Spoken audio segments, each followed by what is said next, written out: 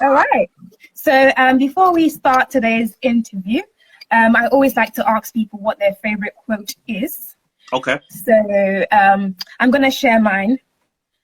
So right now for this season, my favorite quote that just comes to mind is, God has not given us a spirit of fear, but he's given us a spirit of power, love, and a sound mind. Mm-hmm. So that's my favorite quote for the season. It's very relevant. And I think we just need to have that kind of, things are a bit scary. We're a bit scared of what's going to happen. Yeah. COVID, anxiety, people are just going crazy. But we need to know that God has given us a sound mind and we have love.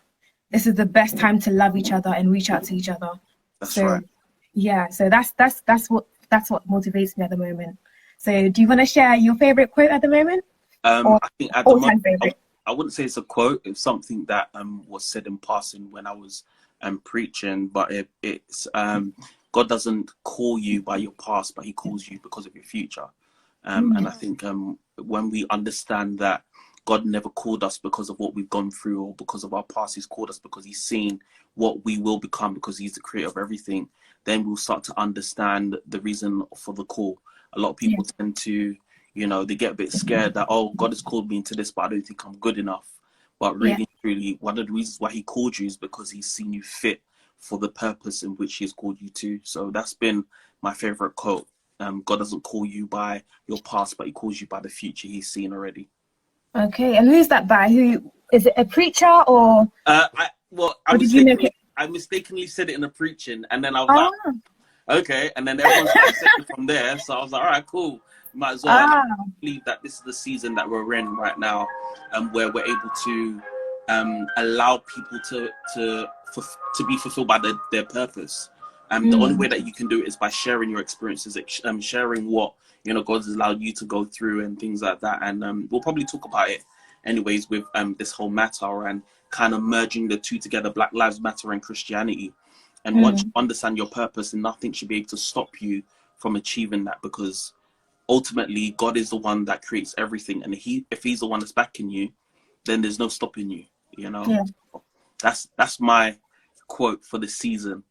Wow. Okay, I'm gonna put that on our little background for you. Do you remember when you said that? Was it like this year, last year? Because I'm gonna put in brackets like official quote.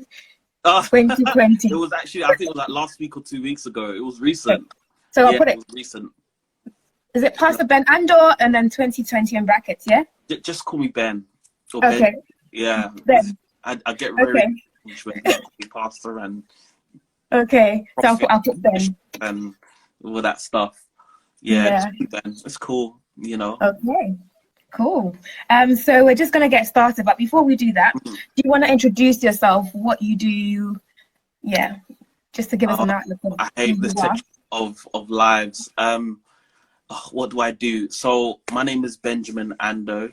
I'm a youth pastor of a church called House of Praise in Camberwell, and that's where I serve. I'm also a father of 3 kids, Yolanda, Josiah, and Atara. You probably see all the time on my Instagram. I'm married to a beautiful lady called Miracle Andoh. And also I love God so much. I should have said that first. So I'm a lover of God. Also, my profession is I'm a guest relations manager for high-end restaurants. So like the Shard and Mayfair and things like that. And also I'm one of the helpers of the Ahava experience. So I tend to do like chief usher in sometimes, or if there's a creative meeting, then I'll be a part of that creative meeting to kind of decide what Ahava wants to do and stuff. So Ahava is where we bridge the gap between the community and the church. So I'm one of the chief ushers there. And I think that's it about me. I speak from time to time. I preach from time to time. And I love to make people happy. Oh yeah, I definitely remember that from the Caleb's Juname event. That was that was funny. That was funny. That was too much. I watched it yesterday and I couldn't stop laughing. I was like, wow. Oh my gosh. Some people are so gifted. Oh, wow. Yeah, that was great. Thank you so much for that. So a little bit more about Ahava. You mentioned you're a chief usher. Maybe I'm getting this wrong, but are you not the creator or founder of Ahava Experience? Am I getting this wrong? I don't know. Can you tell us more about that? Did you start it? Something like that. God started it. It was a vision that he gave, and fortunately, I happen to have an amazing team of well, they're not really my friends. They're brothers and sisters of mine. In fact, that's why we call the Ahava family. And when God gave me the dream and the vision, I said, "Hey, look, guys, look, this is what God wants to do. Do you guys want to follow?" And by God's grace, they did. And now Ahava has, I don't know what's happened, but it's just blown over. And we've managed to, as a family, be able to bridge the gap between the community and the church. From north, east, and south. We're yet to do West London. We still have a lot more to do because this is it's an everlasting job. It's an everlasting work that we have to do. Also, we're in the prisons as well. So we have a prison ministry. So again, not just myself, but a few of us go to the prisons every Monday, and we do a Bible study there. And also on Sundays, we have our own service as well. So we do a service with the prisoners there. And what we do is that we help them go through a journey of either reconnecting with God or finding who God is in their life. And they go through that journey where they, they transform their lives, they get baptized, and they start reading the Bible. We do Bible studies. We help them have a relationship with God for themselves. Then when they come out, we have a mentorship scheme for them as well. So I have a whole family of people who mentor different guys. Slowly we're building it. So we have like two prisoners who are being mentored because they've been released. But we also have different male and female people as well who haven't been in prison, but they want to reconnect with God or they want to know who Christ is. So we mentor them to that place of understanding what love is. And that's what Ahava means. Ahava is Hebrew for love. So we're an extension of God's love into people's lives. So, and we organize worship nights or however you want to call it, events, community events and stuff to help our community. Okay, wow, that's amazing. And everything about communities is actually what we need right now. So you're going to get the chance to speak about Ahava later on. But let's just go back to maybe your educational background. Okay.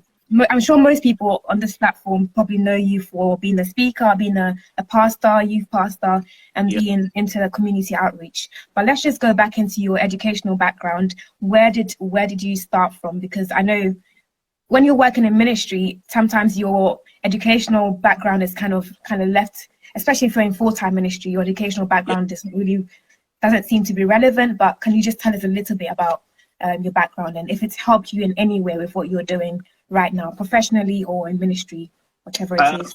Oh, that's a really good question. That's a very, very good question.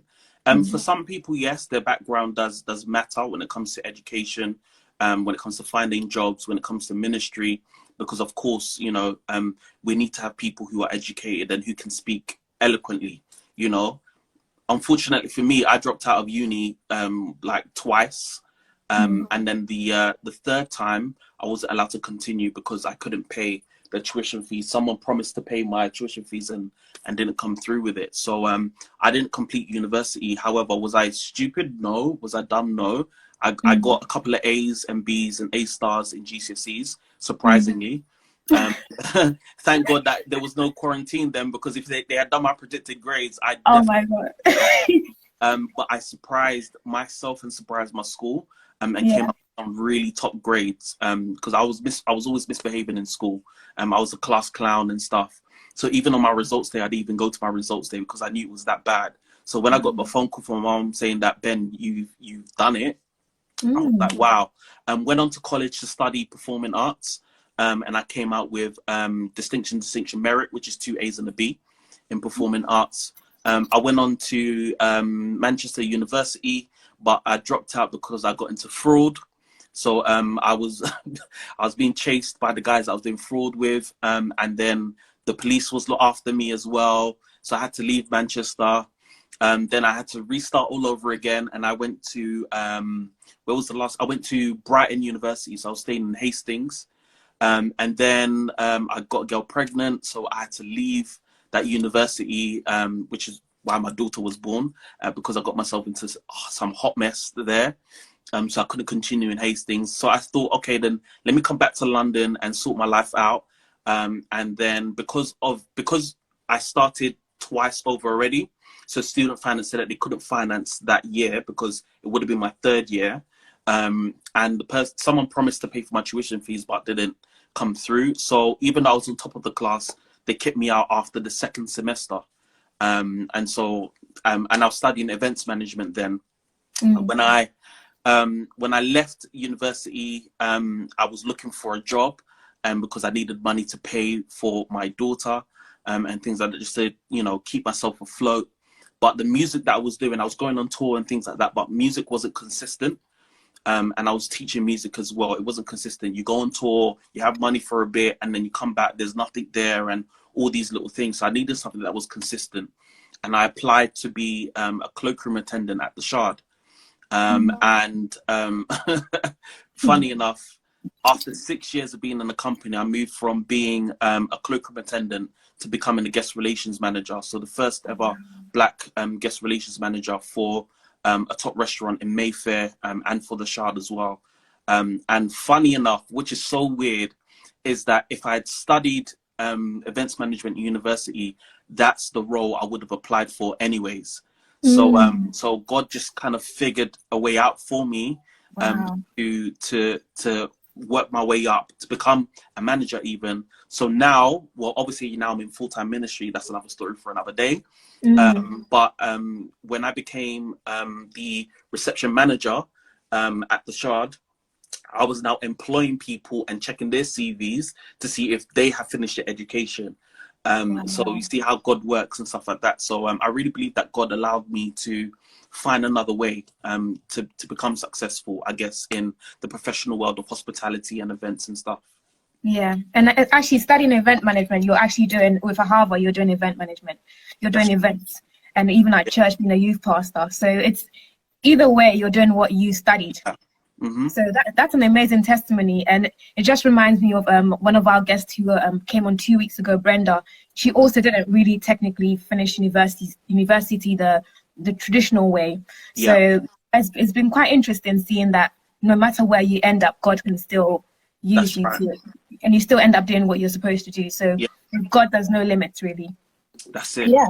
So just before people start logging off, we're still talking about Black Lives Matter, but no ordinary life. You want to talk about people's how that people ended up in their careers. So we just wanted to start off with Ben's background and what he's doing now, and now we're going to go into Black Lives Matter. So yeah, Black Lives Matter. It's been all over the news. Started in America due to the unfortunate event with George Floyd. What's your take on it? What's your take on Black Lives Matter? It's difficult because it's something that I faced in obviously working in the hospitality industry. It's difficult for a black man to be a manager, first of all. And the role that I played as a guest relations manager, first actually at the Shard, even I faced racial abuse countless of times. I think I remember one of the days which actually got me my promotion was that somebody was walking out. I didn't allow them into the building because they were extremely drunk before coming in. And so I said, I'm sorry, I can't allow you into the restaurant because obviously you are intoxicated.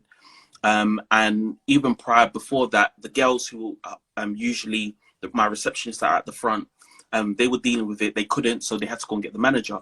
Usually at the Shard, or if it's Mayfair, you're used to having a white person come on, as the manager, or, maybe an Eastern European person or something. You never see a black person.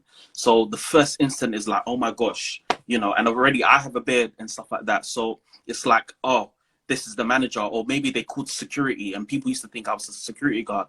When they look at my business card and they're like, wow, like this guy actually is a manager, then everything changes. And I remember this guy, when I dismissed him, he was getting into the lift, and as the lift was closing, he called me a monkey. And that hit me hard, it hit me really, really, really hard. And I remember feeling this rage inside. And, you know, that was when I was just getting to know myself in Christ and stuff. And I remember I wanted to bang him. Like, I just wanted to grab him by the throat and literally deal with him. And back then I was just getting out of the whole, you know, my cousins are into drugs and all these things. Like, I was just getting myself away from all of that. And so it just takes me one phone call to make, and there'll be a black van outside, we'll kidnap you, and that's it. You know, that's what my cousins are all into. So it was one of those things, should I do that, or should I just rely on the things of God and keep quiet and pray that he'll be dealt with in the future? And I left it. And funny enough, the day that I decided not to react was the day that the actual owner of all the restaurants in our company that we're connected to was actually there, and I didn't know. And because of my reaction, he was like, Ben, because of that, me and you, we need to be friends. And ever since then, me and the actual owner and also the owner's best friend, we've been very close. So when it came to me getting promoted, it was like this, easy, because I didn't react in a way that is common for a black person to react. They saw that I was responsible, you know, and that's because I allowed the Holy Spirit to work through me during that time. In relation to George Floyd, of course, am I hurt? Yeah. Am I upset? Of course I'm upset, you know. But again, there are ways in which we can react. There are ways in which we can use wisdom, you know, to apply these things to how we can get results. You know, peaceful protests are good. But if we are educated enough and we get ourselves to the point of being in positions of power, we can have much more influence. And so I always encourage black people all the time, even if you don't have the education, there are ways in which you can positively react to certain situations. Do you get where I'm coming from? So there are ways in which we can speak up, we can speak out. Also, the church as well needs to be educated on these things as well. The church needs to speak about these things, speak about equal opportunities, create spaces for young people and for black people as well, and say, hey, do you know what? This is what we can do for our young black community. Unfortunately, we haven't got enough churches who are dealing with that because they feel like it's too political for us and all these things. But at the end of the day, God doesn't see color.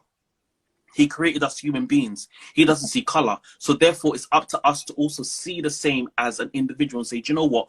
What can I do right now that is Black Lives Matter? What can I do to make sure that this person with this skin tone can also have an equal opportunity? We can create these spaces. So, for example, when I was working at Mayfair, I would, whenever I had the opportunity to give someone a job, I'll make sure, can I train this person to be good enough for it? So I wouldn't even just look at the fact that they're black. Of course, you get those one or black people who, you know, they're lazy, they don't care. They think, oh, because he's a black manager, he's going to allow me to get away with so many things. Excuse me, no. But I would do the best that I can do to get you to a position of working. But again, I can't force you to work. It's up to you to do that. Do you get what I'm saying? So, you know, again, am I upset about this George Floyd thing? Of course. But also it opened an avenue for people's eyes to be open. It caused a revolution. Do you get what I'm saying? A lot of companies now are starting to recognize black people in their companies. But again, black people need to step up and educate these people so they do it the right way. Yeah. Well said. So based on the fact that, well, we're doing Black Lives Matter right now, do you think that it's right to say Black Lives Matter when all lives actually matter? Is it right to the whole... There's this saying that Black Lives Matter, and until Black Lives Matter, then all lives won't matter. And it's true, you know, right now we're focusing on the fact that there's an injustice happening to a particular type of people. There are some people that have to be careful because, for example, and everyone knows me, and I'm an open book. When it came to us raising money for Ahava, it was, we didn't have much black people donating money. You know, they'll give the occasional £5, £10, and God bless the Ahava team, because the family, when we come together and we raise money, we know how to raise money. But people outside were very reluctant in giving money. But it was the foundations. It was some of the white people that I knew from my workplaces. It was some of these guys that saw an opportunity to invest, who were the ones that gave us, you know, the finances that we needed. So of course, we have to be careful that we don't discriminate everybody, because Black Lives Matter can also now become a racial thing to somebody else who cares. And this is why the Bible talks about using wisdom and knowledge in all circumstances. You know, it's all about you using the wisdom to apply it.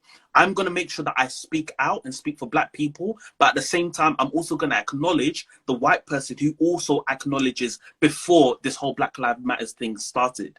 Because we also understand that there are some white people as well who genuinely do care. There are some white people who genuinely have relationships with Black people who didn't even know about what was going on until now. You know, so I always tell people, be careful how you deal with certain situations, because again, it's some of these white people that are funding what we are doing now. And so therefore, be wise, be smart. But yes, Black lives do matter. Wow, well said. Thank you so much. So in relation to the church, what can the church do?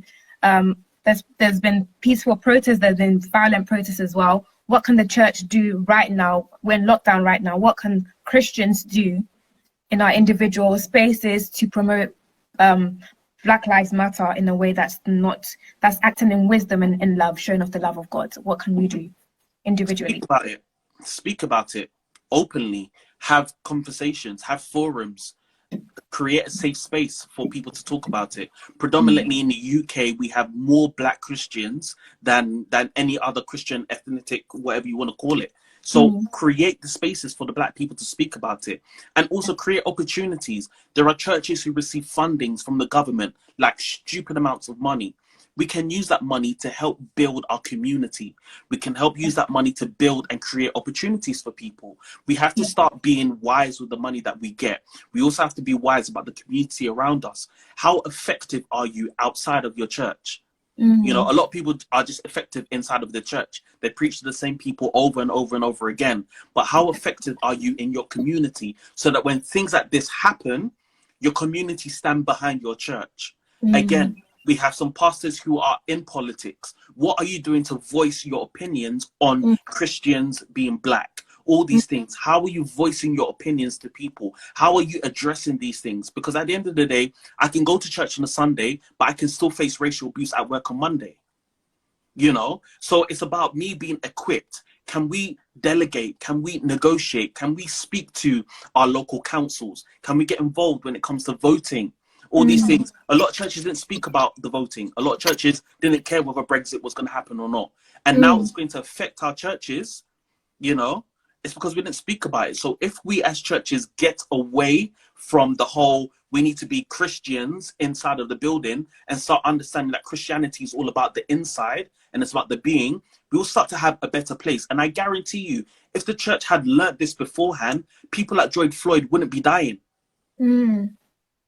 Black people wouldn't be affected as bad as it is, because they would know that the church will stand behind them. But pastors are running away. Pastors are running away from these conversations. They're keeping quiet because they want to mingle around with the white people and keep their positions. But hey, what's wrong with speaking out and speaking the truth? Because the Bible tells us, go out and speak the truth. Be witnesses of me. And if Jesus doesn't see you as a Black person, he sees you as a human being. Therefore, we must stand up for every single race. Of course, right now we're talking about Black Lives Matter. So we have to do whatever we can do to stand with our Black friends, our Black families, our Black community. Stand with them, because we're the most giving out of all of them. You know, Black people, they give their heart when they put their minds to everything. So the churches, we have to do better, a lot better, and be educated. Pastors are not educated, unfortunately. And it's not all of them, some of them. Well, I hope there's some pastors listening today, because this is amazing. We're not very involved in the political, you know, actually, just being in this world itself, we should be involved in politics, because we need to have our leaders being accountable to us. We pray for them, so why not get involved with? I mean, we pray that God will give them wisdom and whatever, but we also have the opportunity to actually get involved and back them, or maybe not back them when they put in place things that are not really relevant or good for the way that God has created this world to be. So thank you for raising that up, that we need to be more politically involved. What other things can black people do to also push forward, or to just kind of break out of this whole? Because I feel like we're always. Am I right in saying that we kind of play the victim sometimes? Yeah, I mean, most times, I wouldn't say all the time, but most times we do. And sometimes I feel like it's not right, you know. I remember when I got invited to Parliament, and I told Miracle, I said, babes, we're going to Parliament, we had the opportunity, and we went there. And by the time we had finished, everybody was like, wow, Ben, what church do you go to? And it's not because I was boasting about me being a Christian, but I was able to give solutions as a Christian person. Yeah. And they were able to see, okay, then if Ben can make it this way, if Ben can design it this way, then how can we also help? And one thing that also I encourage people to do is don't be ashamed about your lifestyle. The reason why I say lifestyle is because Christianity is not a religion. It's a lifestyle. Be open about it, and people will respect you, regardless of whether you're white or black. Of course, you have some ignorant people, you know, who don't care, but it's all about making sure that you make the right impact whenever you're given an opportunity. So as black people, it's not about playing the victim when you get to an open space, but it's about creating an opportunity in the midst of the darkness. That's the most important thing that we can ever do. And that's when people start to listen. When you create opportunities, you create avenues. One of the reasons why I like the fact that John Boyega has gone viral is because he used his platform to speak about these situations. He didn't say, oh, do you know what, I'm going to leave you guys because I'm in Star Wars and all these things. But he used his platform and said, you know what, I'm going to risk it all to speak the truth. And I'm not saying that everybody should abuse their platforms for all of these things. But at the end of the day, if we see progress, it means that we all are affected by progress. If there's negativity, we are all affected by negativity. So when I was given the opportunity to be in Parliament, I made sure that they knew who I was. And I made sure that when you guys have your next meeting next year, that I'll be first on that list. By the time I'd finished with them, one of the guys that runs a lot of the buildings here in the UK, he was like, Ben, give me a call anytime. If you know a church that needs a building in London, you let me know. And me and Miracle were just sitting there like, huh? Like, wow. Like, do you get what I'm saying? You know? So it's about creating an opportunity and not being shy about what your lifestyle is all about. But again, if you live a fake life, you can't express your lifestyle. And again, your Christianity should be your lifestyle. Christianity shouldn't be your religion. And Jesus will be the light that you need to be. So people won't see your skin color, but they'll see the Christ in you. And that will be the reflection in order for people to help you. So we need to do better. We need to do more and start creating opportunities within ourselves. Fantastic. And what you just said actually about when you went to the House of Parliament, let's just say, it just kind of reminds me of, you know, that scripture that says creation awaits for the manifestation of the sons of God. And that's kind of like, people were actually blown by what you were saying. I think they weren't expecting a Christian to speak like that. So it's amazing when you do speak up, people actually see the light of God. So we shouldn't just, you know, we shouldn't be shy. We should actually show forth Jesus by our actions and our words as well. We make sure that we have the words as well, and pray for wisdom as well, because obviously people are educated as well, so we need to know our audience as well. That's right. So you talked about working in doing prison ministry. What evidence is there from what you can see in the prisons about how there's a kind of an unfair, I won't say unfair, but the number of Black people in prisons? Like, is that very evident when you go to prisons that the Black people are so much more involved in crime or behind bars, for example? It's sad, and I thank God for the opportunity for being in the prisons, because it opened my eyes way before all this Black Lives Matter thing happened. And you see the injustice in the system. A lot of the guys who have given their life to Christ in prison are in prison for no reason. Like, and I'll be honest, I've sat down with business owners, people that own businesses, and they've been in prison because of one little thing, that something happened outside of on their street. They're in prison for 3 to 4 years. Like, there's one guy, obviously I can't mention names because of protection, but one of this guy, he owns like a mini restaurant cafe thing, and I think it's in North London. And he's been doing so well. But of course, typical, you know, gold teeth, you know, tattoos everywhere. You know, he doesn't talk the greatest of English. It's more or less, you know, road stuff. And the police came up and searched his whole place. And somebody that was not even involved with him, because they were in the same vicinity during the time, he was arrested because of that. And then they pulled up on all his past criminal records and held it against him. And so now he's in prison because of so many things that he done in the past. Yeah. With alongside this other guy that was caught with drugs and things like that, you know.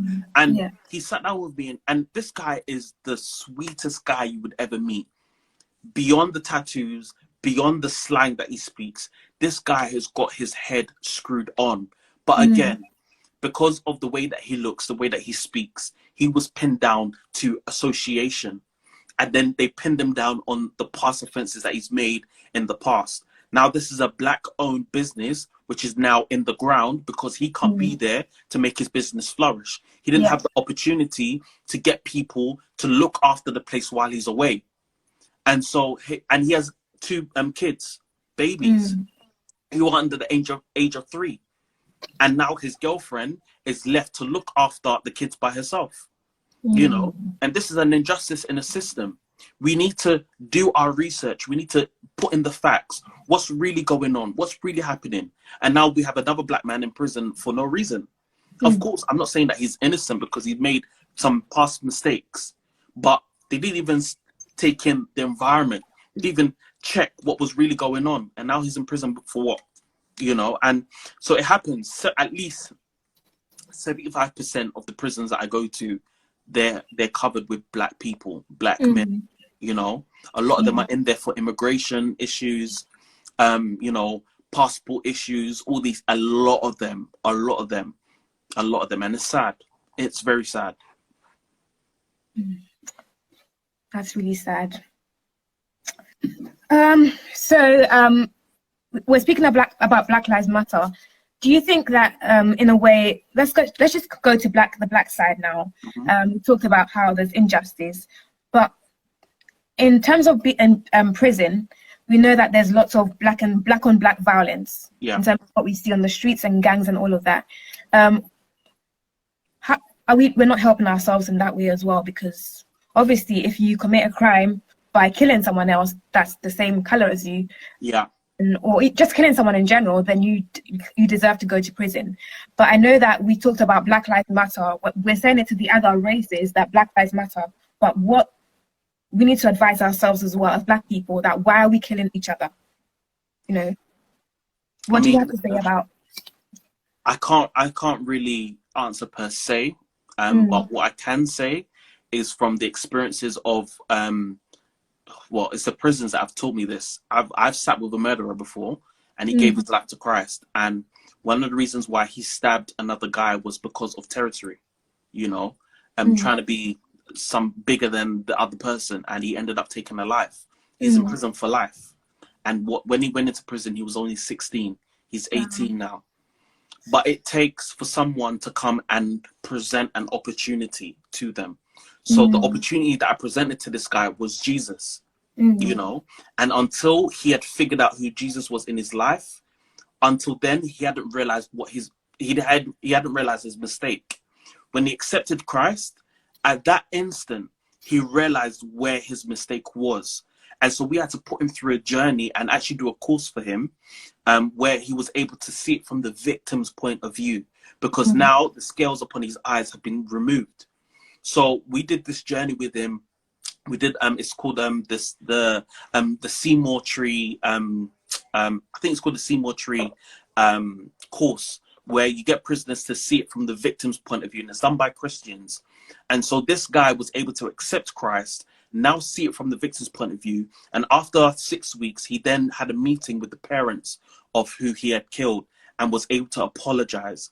Of course, he's taken a life, and we can't change that. And justice must be served. He has to serve his time. But because he was given an opportunity of grace in prison, he was able to then now turn back and say, do you know what? I'm sorry for my actions. But also, the way that I want to live my life now is pleasing to God. And I hope that my life now will be a reflection of my apology. So it's up to us as Black people to be able to present the gospel to people so that they know the truth. If we have more Christians stepping up, and I'm not talking about Christians stepping up and showing them this fake lifestyle, because what's happened now is that we've had Christians step up for the wrong reasons. So they're now showing them a life in which they want people to start achieving like money and all these things. We can't present money and all these things to them because that's what they're chasing after in the world anyways. We need to now bring them out, take them out of the world, present Christ to them so that they can see things the way that Christ sees it. And then they're able to change their lives around. And then they can start to see that another black person is my brother. Another black person is my sister. I can now see this person as a person of Christ. So if I'm about to kill this person, I'm about to kill Christ in me. Because if I'm killing someone, I'm killing myself. You know? And so if we're able to present the gospel in such a way that it's the truth, we will have less deaths in our communities and we'll have more lives on the streets, you know, causing good wealth, causing businesses, all these things, because we've packed Jesus into this like statue, you know, this Jesus, peace be still, like kind of thing. When Jesus he was on the streets. Yeah, he was. Let's be real. Jesus was on the streets presenting the gospel in such a way that it was real. Where they knew that if I become a Christian, wealth is not going to come just like that. I have to work for it. But because I have the grace of Christ with me, he will allow me to get through. So if we're able to present it, we'll have less deaths on the streets and we'll start to see people not as another black person taking my territory, but another black brother or sister and all these things. That will be our answer. Wow. So Christians need to step up and basically live their lives and for others to see as well, and also go out to the street and then minister to people as well. And I also think that we also need prayer for that, don't we? Because we know that it's not natural for people to just, it's the devil, because the devil came to kill, steal and destroy. So it's the devil at work basically. So we need to have the prayers and we also need to act as well. So thank you for that. Today is Father's Day. Yes. So happy Father's Day, and to everyone that just joined us, happy Father's Day as well. Let's talk about absent fathers. Do you think that kind of plays a role in when black kids go wayward? That could be a factor as well? Because I think, what do you have to say about that? So I mean, I can only use myself as an example. My biological father wasn't around. And I didn't really have the greatest relationship with my stepfather either. And so that caused me to be on the streets. That caused me to be on road. So I spent most of my time, you know, sorry, my wife had to come in. I spent most of my time on the road looking for work or trying to be a part of something. So I tried to get myself involved in gangs and all these things because I wasn't receiving the love at home. However, now being a father, I remember when my daughter was born, because of my habits that I picked up, not having my stepfather and biological father around, it was hard for me to love my daughter as a father because I didn't receive that. And so when I wanted to be around and stuff like that, I would cause pain to my daughter's family. You know, I knew what it was for my daughter. To be there for my daughter, that's no problem. But to accept them as a family was a problem for me. And I realized this because I wasn't taught how to be a father and how to love people. And so it took me almost, my daughter is like almost 8 now. It took me like almost 6 years to realize that I needed Christ to show me the way. I needed the Father. I thank God that along the way, my uncle, you know, adopted me and took me in and taught me how to be a man. But I just wish that I had my father around at the beginning to show me properly how to be a man. I had to learn how to be a father alone, you know. I had to grow up alone, learn to be a father alone. I thank God that I have an amazing wife who has an amazing family who were able to show me love and all these things, but I had to build it up myself. And unfortunately, this is the nature of, you know, black families, men who are absent from their families because they don't see themselves fit to be fathers, or because they see as, do you know what, this is just another breed that is just there. They will look after themselves. So men, we need to do better. We need to do more, you know. And I realized that I had to do more for my child, my daughter, and for my son as well. I had to reach out and say, do you know what, I don't want you to go through what I went through. And I pray for our black community that as men will start to realize that the importance of upbringing is very, very important. Jesus said that he will never leave you nor he'll forsake you. But that's also, we have to be like Christ. That's also for us as parents. we have to be there for our kids, not forsake our kids, understand our kids and be there, even though it's difficult. Maybe your baby mom doesn't want you to be around, but you have to force yourself to be there. You have to force yourself to be around, because your daughter or your son will grow up one day and say, did you fight for me or not? And so you need to have an answer. And if you don't have an answer, that will cause even more pain. You know, so we need to start bringing that into our Black communities. The fatherless, it needs to stop. And pastors need to be more like fathers than dictators. That's another problem that we have as well in the church, especially within our Black churches. You know, we have more dictators than fathers. And we have to, we need to have leaders and fathers together, joint as one. Wow. Thank you so much. That's amazing. So last question before we take a little bit of a break and have a little fun activity. In a few words, maybe like adjectives, can you give me some few words of what a good father looks like? Some few adjectives. Loving. Yeah, give me some words. Well, loving, of course. Definitely. Responsible. Kind. Christ-like. I don't know if that's an adjective, but you know. It would do. Responsible, understanding. Thank you, Larry. Understanding. But also I'd say reflection. Reflective, and the reason why I'll say someone that needs to be reflective is because as a father, you have to see your children as yourself. So how would you treat yourself is how you would treat your kids. That's what I'd say a father should be like. Fantastic. Okay, so we're going to take a little bit of a break now. Thank you so much, Ben. You've been talking for a long time. Let's take a bit of a break now. So just a few questions. Yeah. So we're going to have a fan round. This is called How Well Do You Know You're Black? Okay. So this is, I'm going to show you a few pictures of Black celebrities, and you just have to say both their first name and their surname. Okay, I'll try. So basically, say their full name. You can't give just the first name, or else you're not going to get the full marks. I'm probably going to lose this like bad, but okay. No, it's very easy. I don't know many Black people, so. Okay. I hope you can see this one. Go for this one. Okay, TD Jakes. Good. Oh, I can't see it properly. Oh. Is there a way you can zoom in?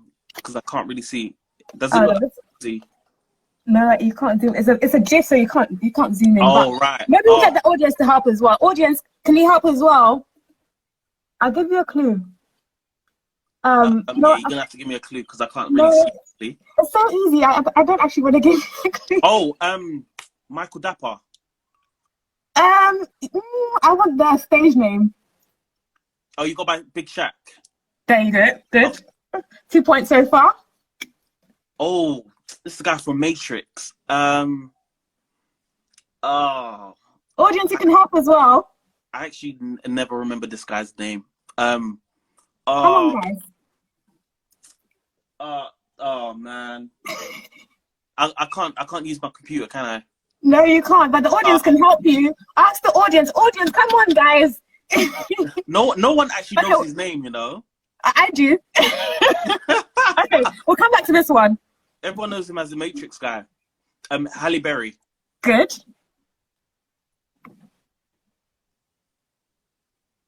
Is that not the comedian? Not really. Oh, someone got it. Yeah, well done. Gordon helped you. Lawrence Fishburne. Okay. Yeah. This one. That's the previous one, by the way. Oh, that's the previous guy. Yeah, this one. That's Lawrence. Okay. And then this other guy, I have no idea.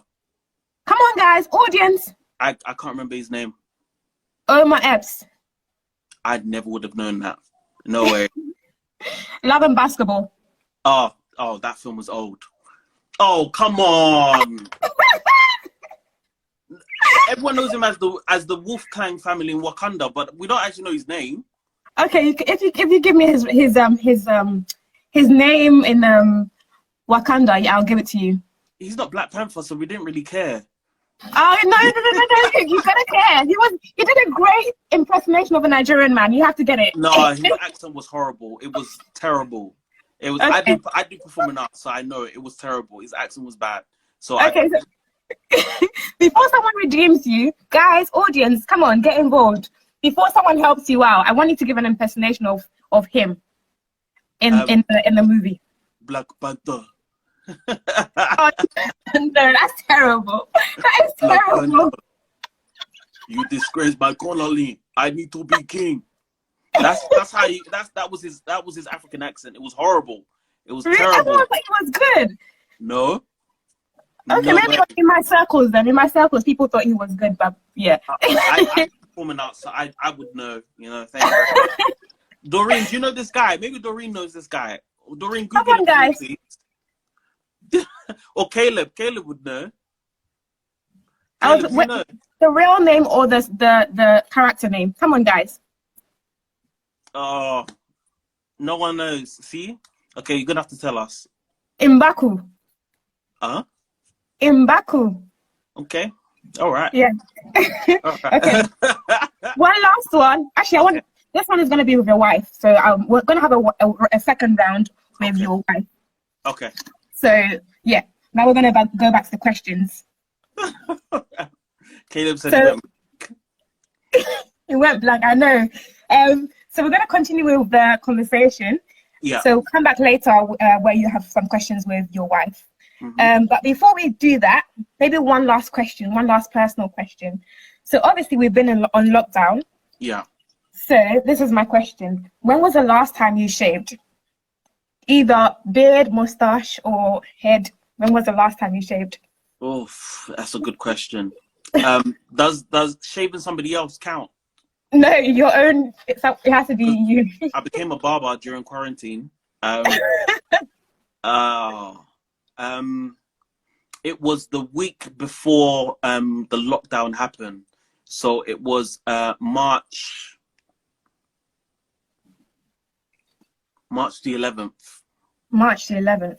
Okay, Yeah. was it a haircut or was it like a trim or like a, what do you call them? It was everything. I got shape up, trim my sides, everything. Yeah, March the 11th. Okay. Yeah. March the 11th. Yeah. Thank you to Emmanuel Samuel. He got the name for you. So check out Winston what he said. Duke. Yeah, Okay. that's his real name. So thank you for bailing him out. Thank you so much, Emmanuel. Okay, so back to questions. So before we go back to Black Lives Matter, how do you, any advice for the younger generation in terms of maybe career, life advice, and then we'll go back to our talk on Black Lives Matter. What advice would you give? Of course, you have to work harder than others, but never stop pursuing your dream. For me, I use myself as an example, from cloakroom attendant to guest relations manager, you know, for such a big company, and the first ever Black person to ever be in that position. So it's never give up. It might be difficult, might be hard, but never ever give up. And also, it's not every Black business that you must be in. Everyone's saying, oh yeah, you must be an entrepreneur and all that stuff. That doesn't define who you are, you know. It's okay to work in a company and work your way up. That's fine. But if you've been called to own a business, then own it and work hard and keep at it, you know. But also find balance. Have time for yourself as well. Because what's happening with our Black community is mental health. And that's something that's major. And so you need to start looking after your mental health, as well as pursue your dream. Keep pushing. Don't ever give up. And if that's your purpose, keep pushing at it. Okay, so now we're going to talk about this in relation to black people. We're talking about Black people today. Obviously, there's something that we say that Black people don't read. If you wanna put something, any kind of information out, put it in a book. Yeah, because we don't read. So, what books have you read that have kind of motivated you or changed the way you think? What would be your recommended book or books that you'd encourage someone to read? Well, I just got a book recently called The Bait of Satan. I read like Christian stuff. Obviously, I read my Bible. I'm not really a big reader, because I like to have things on my phone, so I like to scroll up from there because I'm always on the go. But one of the books I'm about to start reading is called The Bait of Satan, which is what Doreen, I think she's on, she gave to me. But the book that I read, it's a 2-part series, quite a big book. It's called The Last Call, The Final Call. And it talks about a gentleman who kind of went to heaven and had a vision, and God showed him the end time battles and what's going to happen between now and a few years to come. It's quite a long book, and took me a long time to finish because it's like 2 volumes. But it's something that I would recommend, especially if you are into the things of God and you want to be educated on that stuff. That's something that I would recommend. The books are not free, so I can't send it. But yeah, Right. it's on Bait of Satan. Bait of Satan. Bait of Satan. Yeah. Okay, Bait of Satan. Okay. So that's what I'm about to start reading. Okay. So I'm going to add my little 2 cents as well. I'm also going to ask people to also read, if they can, please get a book by Pastor E.K. Bwedu. Yes. So E.K. Bwedu called Obscurity, From Obscurity to Prominence. Prominence. Please, yeah, get that book, please. If you're watching, support our Black books. Sorry? I've actually got 2 of Pastor E.K.'s books. Yep. So guys, go out there and buy it, please. And also, talking about aspiring and kind of achieving as well, I would also recommend people to buy SOAR, SOAR, by T.D. Jakes. Yeah. It's amazing. So if you want to, it's just good to kind of get you thinking high. And also the book by Miles Monroe, Potential. I forgot what it's called. Something about potential. Release your potential. Oh God, it's in my.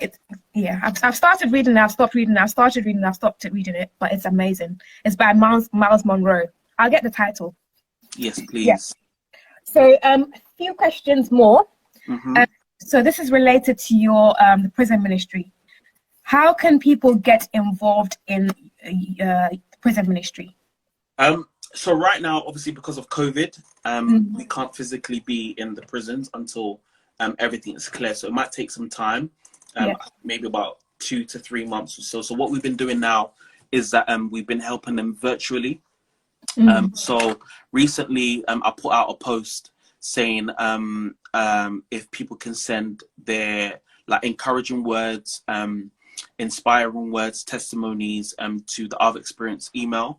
What's happened now is that because of these encouraging words helping these guys, they've now made it permanent. So they said that every week they want me to be sending them people's testimonies, encouraging words, motivational words that will help across the board of prisons. So what they can do is that they can send me an email. If you want to be involved with the prisons, you can just send me an email of your testimony or maybe something encouraging every single week. And I'll send it out to the prisoners who will read them for their Sunday and Monday devotionals. So the email address is there. Doreen's just put it up. And there's no limit to it. You can just send it every single week, just so that we can uplift and encourage them as well, because this is probably the hardest time for them, you know, because they don't have people like myself and some of the other people that come into the prisons to help them and be there physically, you know, because of COVID and stuff like that. They do have a reverend who's been going there, but obviously because of social distancing, they can't do the services. So she's the one that gets all the information that I send on email. She'll print them out and then she'll hand them out to all the prison officers who will give it to the guys in their cells. Okay, fantastic. Thank you so much, Ben.